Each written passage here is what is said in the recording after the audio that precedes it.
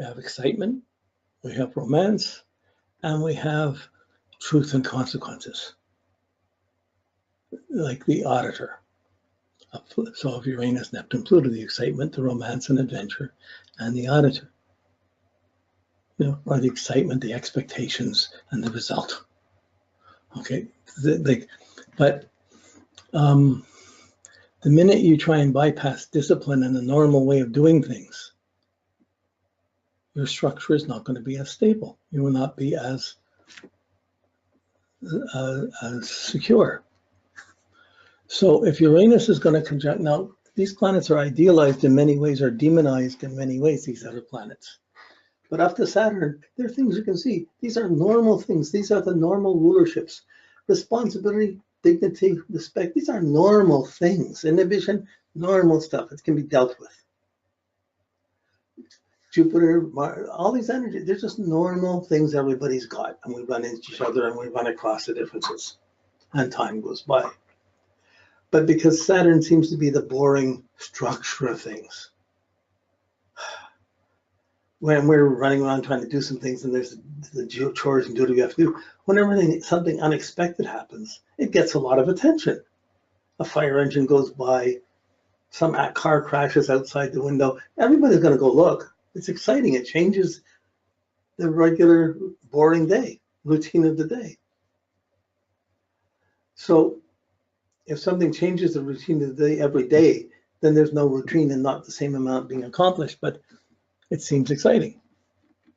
So if the Saturn is your ambition or your discipline, Uranus is going to want quick solutions. It's not going to want anything boring or anything tedious. So many people would say, oh, wow, that's great. It's revolutionizing the discipline. It's making things really exciting and different.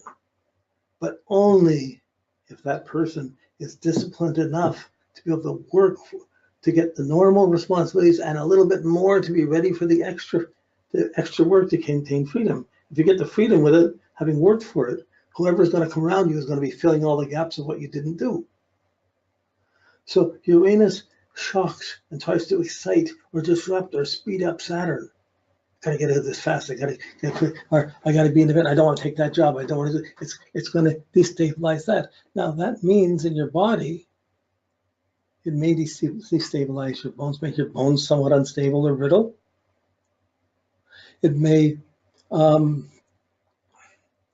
give you skin problems, like the Uranus, like especially if the two of them, because if they're conjunct, square, opposed, and Saturn hits the moon, so will Uranus hit the moon. Any planets that they pile up conjunct, square, opposed, and they can pick on those two will work together and then dump it onto the inner planets.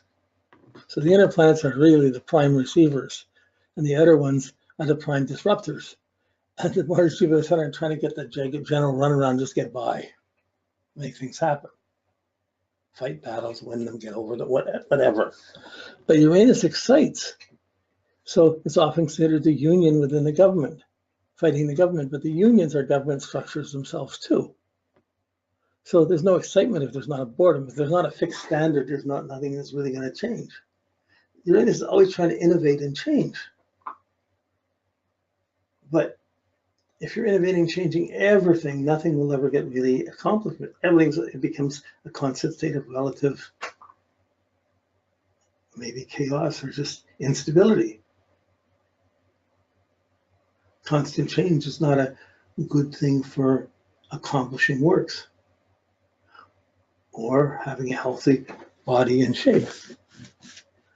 So you can do anything. Uranus is exciting it. So usually there's a need to get unconventional work or to not put up with regular, normal, boring jobs with Uranus conjunct Saturn. Oh, that's great. I got something. So you could be an actor and you're always working different gigs. You're never sure if you're working or not.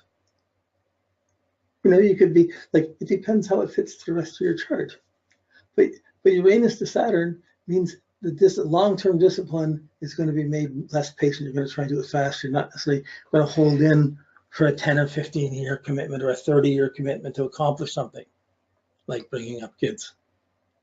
So it doesn't mean you can't have kids, doesn't mean you can't bring them up, but it means, at after a certain amount of time, you're going to want it to change. By the time the kids are gone, you may not want to stay and hold the same responsibilities in place. And there may be a strong pressure to get out of the house so no one's telling you what to do. And you may not want to take that responsible job or finish the school. So really, you could think of it, tend to think of it as someone who's trying to be, if you could be, what's responsible independence, responsible freedom. You know, if everybody's free, there's often no law and order.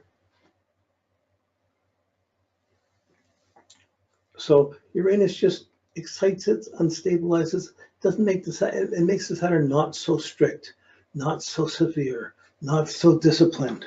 And then anything else it touches in the chart is going to have that little bit less of responsibility or a little less of discipline than would have been there without that aspect. Everyone's got Uranus relating to their Saturn. Not everyone has it in a stressful scenario. It's a harmonious thing. It's not like suddenly, oh, Uranus is excitable to Saturn. It just means Saturn's not really that disturbed by a little bit of innovation. But when that's conjunct, square, or opposed, and this will happen to everybody for a whole year and a half, born on a planet will have this. And when we get into timings, we watch these are watching historical timings in the world. Like Saturn's a 30-year cycle, Uranus is an 84-year cycle. So there's almost 3 cycles of Saturn for one of Uranus. And there's certain relationships on how these play out across a life. But just this excitement is different. If you're working for someone, you're always trying to do things a little bit differently. You're not following the orders. You're almost trying to break away from the boss. A job that allows you freedom to go around and do things where you don't have to be catering to it, that's one thing. But trying to work with the boss is a more difficult thing. So you try and be your own boss. But then when you're trying to be your own boss, it's hard to find responsible people to work for you too. So you can't say it's totally not, it's totally this, and it's totally irresponsible or anything. No, you can't say that. But there's going to be breaks for sudden changes of authority and sudden changes of discipline, sudden changes of things you're working towards in your life. It won't fit the normal plans of you get to high school, you get to university, you go be a doctor, and you're set up. It's not going to follow that. In that case, there may be a fight with the dad who's afraid of it going that way and trying to get you to hold the more practical line. But at the same time, if your dad's fighting that, still when you were born, that was happening with him and between him and your wife also. He was trying to get a bit more independence and not be totally this way. I got to see a way out of this.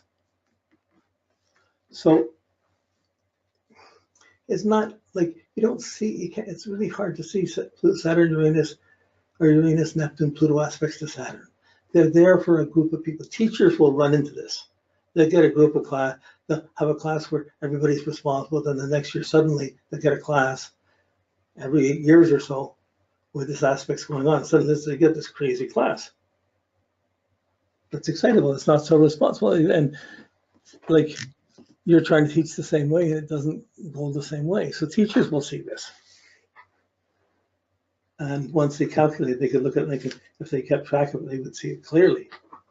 But when you have it, you're trying to be a bit innovative.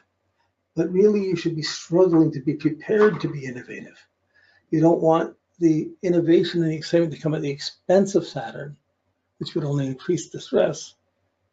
You want it to be able to innovate the Saturn and use the discipline to be prepared and to be ready for the change.